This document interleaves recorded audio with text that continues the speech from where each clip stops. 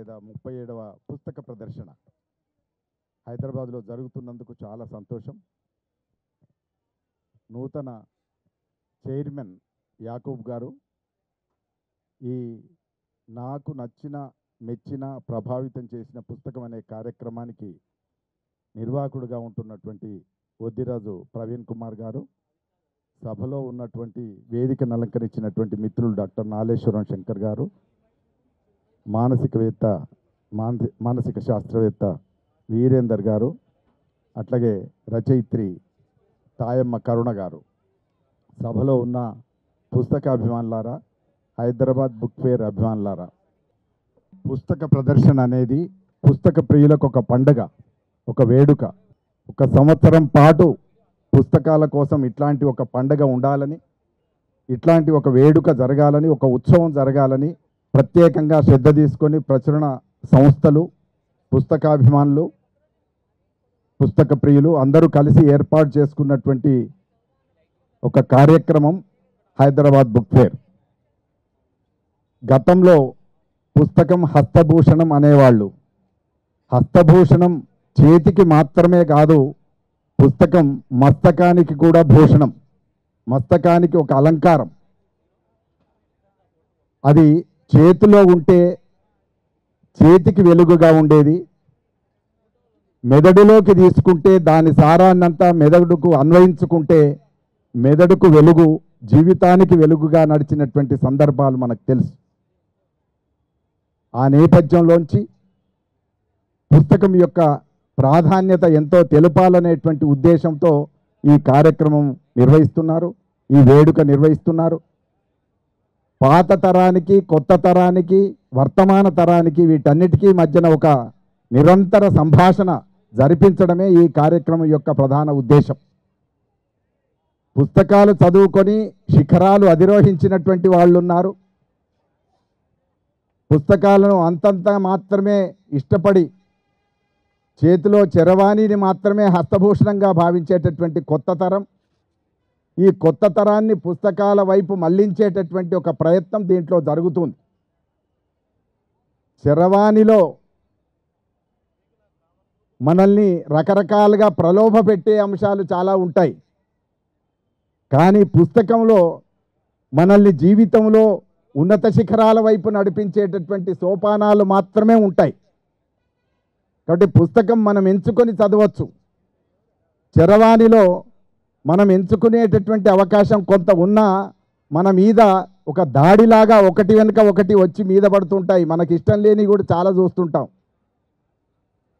కానీ పుస్తకం మనం ఎంపిక చేసుకొని, ఒక స్నేహం చేసేటప్పుడు స్నేహితుడిని ఎట్లా ఎంపిక చేసుకుంటామో, మన మనసుకు దగ్గరగా ఉండేటటువంటి పుస్తకాన్ని మనం ఎట్లా ఎంపిక చేసుకొని చదవచ్చునో, ఆ చదవడం వల్ల ఒక స్నేహం, ఒక ప్రేమ, ఒక అభిమానం, ఒక జీవిత గమనం, ఇవన్నీ కూడా మనకు పుస్తకం ద్వారా కలుగుతాయి. చాలామంది ముందు తరం వాళ్ళంతా కూడా పుస్తకాలు చదువుకొని ఎట్లా జీవితాన్ని సాఫల్యం చేసుకున్నారో, ఉన్నతమైనటువంటి శిఖరాలకు చేరుకున్నారో వాళ్ళ అనుభవాలన్నీ వినడం కోసం మనకి ఈ కార్యక్రమం ఏర్పాటు చేశారు. ఇక్కడ పుస్తకాలంటే సాహిత్యానికి సంబంధించిన పుస్తకాలే అనే అర్థం కాదు. వివిధ రంగాలకు సంబంధించినటువంటి పుస్తకాలు చదివిన వాళ్ళు ఉన్నారు. మొన్నటిదాకా సుప్రీంకోర్టు న్యాయమూర్తిగా ఉన్నటువంటి ఎన్వి రమణ గారు చాలా సందర్భాల్లో పుస్తకాల యొక్క ప్రత్యేకత ప్రస్తావించేవాళ్ళు. పుస్తకం ఒక మనిషిని ఎట్లా తీర్చిదిద్దుతుంది, ఆయన ఆలోచనలను, ఆయన ప్రవర్తనను, ఆయన జీవన గమనాల్ని ఎట్లా తీర్చిదిద్దింది అనేటువంటి విషయాలన్నీ కూడా చాలా సందర్భాల్లో ఆయన చెప్పారు. వెంకయ్య నాయుడు లాంటి వాళ్ళు చెప్పారు. ఇంకా చాలామంది వాళ్ళే ఎందుకో పేర్లు చెప్తున్నానంటే వాళ్ళు అందరికీ తెలిసినటువంటి పేర్లు అయి ఉండడం వల్ల. వీళ్ళు కాక రచయితలుగా ఎదిగిన వాళ్ళు, వీళ్ళు కాక రాజకీయ నాయకులుగా ఎదిగిన వాళ్ళు, వీళ్ళు కాక సినిమా రంగంలో ఎదిగిన వాళ్ళు, వీళ్ళు కాక ఇంకా అనేక రంగాల్లో, సాంస్కృతిక రంగంలో ఎదిగిన వాళ్ళు, మేధావిగా ఎదిగిన వాళ్ళు అనేక మంది ఉన్నారు. వాళ్ళలోంచి ఒక 8 మందిని ఇక్కడ పరిచయం చేయడం కోసం ఈ కార్యక్రమం ఏర్పాటు చేయడం జరిగింది. ఆ కార్యక్రమంలో మనమందరం విని వాళ్ళ జీవితంలో పుస్తకానికి ఉండేటటువంటి ప్రాధాన్యత ఎట్లాంటిది అనేది మనం తెలుసుకోవచ్చు. ఒక పుస్తకం చదవడం అంటే ఒక మనిషిని మొత్తంగా చదవడం. ఒక పుస్తకం చదవడం అంటే ఆ మనిషిని మాత్రమే కాక చుట్టూ ఉండేటటువంటి సమాజాన్ని చదవడం. వజ్జుల శివకుమార్ వేదిక మీదకి రావాల్సిందిగా కోరుతున్నాను. ప్రముఖ కవి వజ్జుల శివకుమార్ తను కూడా తనకు నచ్చిన పుస్తకం గురించి చెప్తారు. వేదిక మీదకి రావాల్సిందిగా కోరుతున్నా. అట్లనే వివిధ ప్రపంచాలు, వివిధ మనస్తత్వాలు, వివిధ వ్యక్తిత్వాలు అన్నీ కూడా మనకు పుస్తకాల్లో దొరుకుతాయి. జీవిత చరిత్రలు ఉంటాయి, ఆలోచన పరంపరలు ఉంటాయి, ఇవన్నీ కూడా మనకు తెలుస్తాయి. కాబట్టి మనం వీళ్ళను వింటున్నామంటే ఒక రచయితను వింటున్నట్టు, ఒక కవిని వింటున్నట్టు, ఒక మానసిక శాస్త్రవేత్తను వింటున్నట్టు, ఒక రచయిత్రిని వింటున్నట్టు, రకరకాలుగా వాళ్ళ రంగాలలో ప్రముఖులై ఉన్న వాళ్ళ అందరి యొక్క జీవిత గమనాన్ని, అనుభవాల్ని అన్నిటిని కూడా మనం విని వడబోసుకొని మంచి జీవితాన్ని ఎంచుకునేటటువంటి మార్గాన్ని మనం ఎంచుకొని అటువైపు నడవడానికి అవకాశం ఉందని భావిస్తూ ఈ కార్యక్రమ నిర్వాహకులను హృదయపూర్వకంగా అభినందిస్తున్నాను. అట్లాగే నేను నాకు సంబంధించినంత వరకు నేను మెచ్చిన పుస్తకం లేదా నాకు నచ్చిన పుస్తకం గురించి ఒక 5 నిమిషాలు చెప్పి 2 నిమిషాలు చెప్పి నేను ముగిస్తాను. మిగతా మిత్రులకు అవకాశం ఇస్తాను. ఎక్కువ సమయం లేదు, గంటలో ఈ కార్యక్రమం పూర్తి చేసుకోవాలి. 8 మంది ఉన్నారు, తలా 5-6 నిమిషాలకి మించి రాదు. కనుక నేను నిజానికి పుస్తకం కనుక చదవకపోతే నేను ఇవాళ మీ ముందు నిలబడేటటువంటి అవకాశం లేదు. ఒకటి, పుస్తకం చదవకముందు నా జీవిత ఉద్దేశం, నేను జీవితంలో ఆదర్శంగా లేదా నేను వెళ్ళాలనుకున్నటువంటి మార్గం రాజకీయ రంగం. రాజకీయ నాయకుడు కావాలని అనుకున్నాను. 9వ తరగతి వరకు నాకు రాజకీయ నాయకుడే నా ఆదర్శం. కానీ ఇవాళ మీరు అందరూ చూస్తూ ఉన్నారు, రాజకీయం ఎంత పతనమైంది, ఎంత జారిపోయింది అనేది చూస్తూ ఉన్నారు. నేను 9వ తరగతిలో ఉన్నప్పుడు మాకు తెలుగు అధ్యాపకుడిగా వచ్చినటువంటి అష్టకాల నరసింహరామ శర్మ అనేటువంటి ఒక కవి, ఆయన తదనంతర కాలంలో సరస్వతి క్షేత్రాన్ని నిర్మించాడు అనంతసాగర్లో. ఆయన అవధాని. ఆయన మా పాఠశాలకు అధ్యాపకుడిగా వచ్చినప్పుడు ఆయన రావటం ఊరికే కవిగా రావటం, ఉపాధ్యాయుడిగా రావటం మాత్రమే కాకుండా ఆయన శిథిల విపంచి అనే పేరుతో ఒక పుస్తకాన్ని అచ్చేసుకొని తీసుకొని వచ్చాడు. మాకు చిన్న ఊర్లో చదువుకుంటున్నాం కాబట్టి మాకు పెద్ద లైబ్రరీ లేదు, మాకు పెద్ద పండితులు మా వెంబడి ఉండే అవకాశం లేదు. అరుగులన్నిటిలోన ఏ అరుగు మేలు, పండితులు కూర్చుండు మా అరుగు మేలు అంటే మా ఊర్లో పండితులు ఎవరు లేరు కనుక మా అరుగులు మేలు కాదని అనుకునేవాడిని.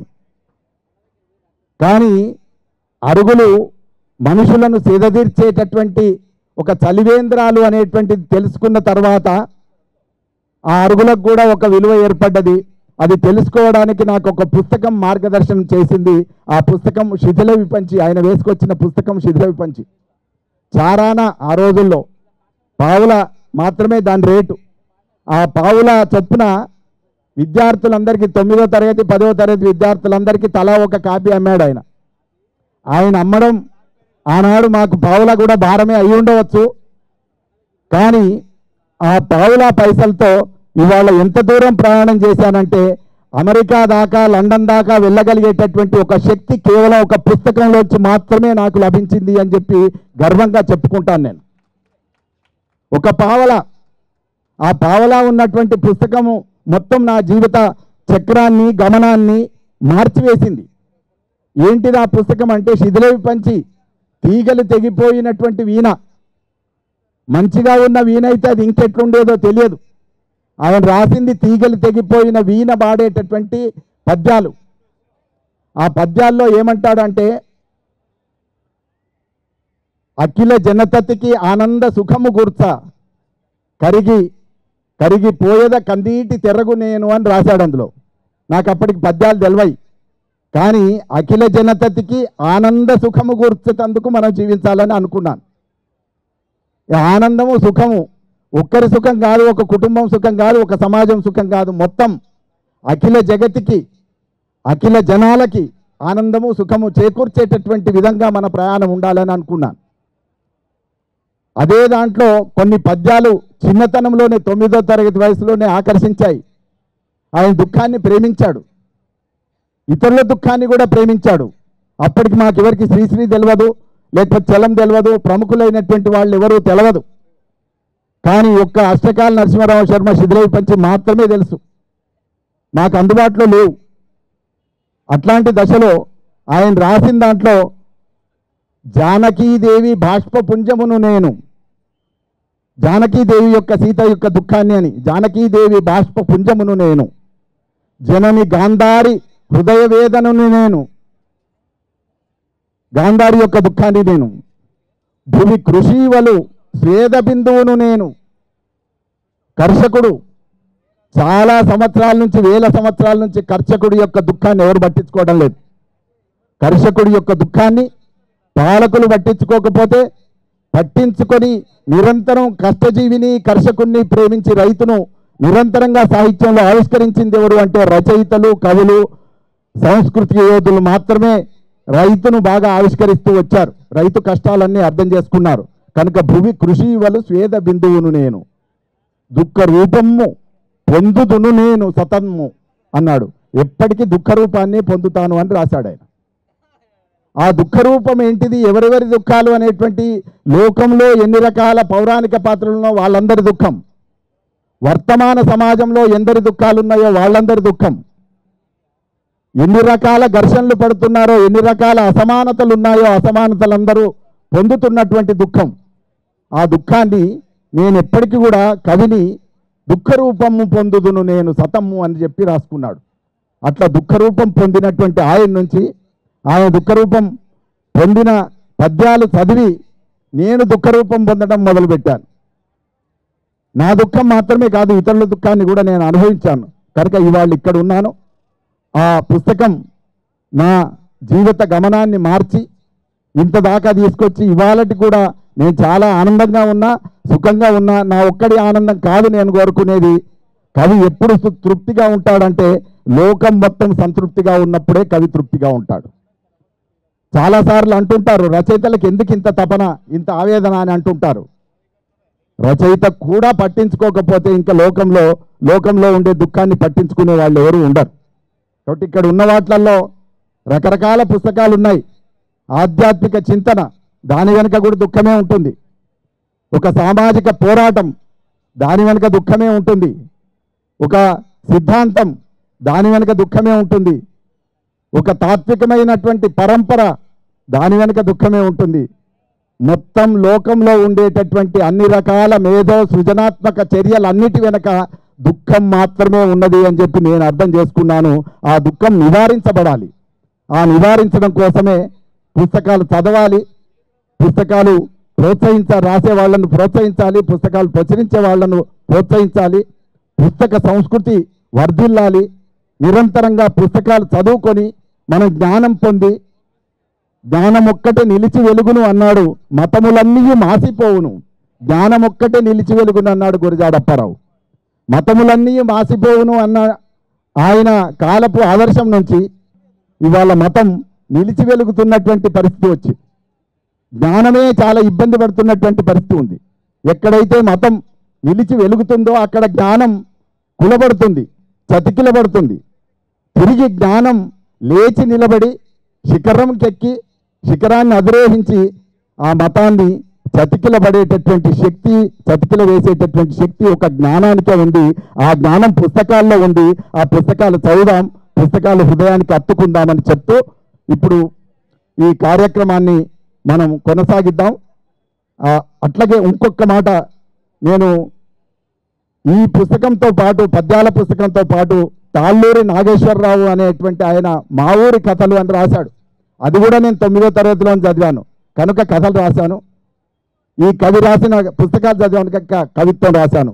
కనుక కథలు, కవిత్వం ఏదైనా సరే మొత్తం సామాజిక సంస్కరణ, జనోద్ధరణ, దీన జనోద్ధరణ, దుఃఖ జనోద్ధరణ అని చెప్తూ ఇప్పుడు మా నాలేశ్వరం శంకర్ తన నచ్చిన పుస్తకం, తను మెచ్చిన పుస్తకం, తనను ప్రభావితం చేసిన పుస్తకం ఏంటిదో మనం తెలుసుకుందాం నాలేశ్వరం శంకర్ మాటల్లోనే. నాలేశ్వరం శంకర్ మంచి కవి, తెలంగాణ రచయిత సంఘం అధ్యక్షుడు, అత్యంత ఆప్తుడు, పుస్తక ప్రియుడు.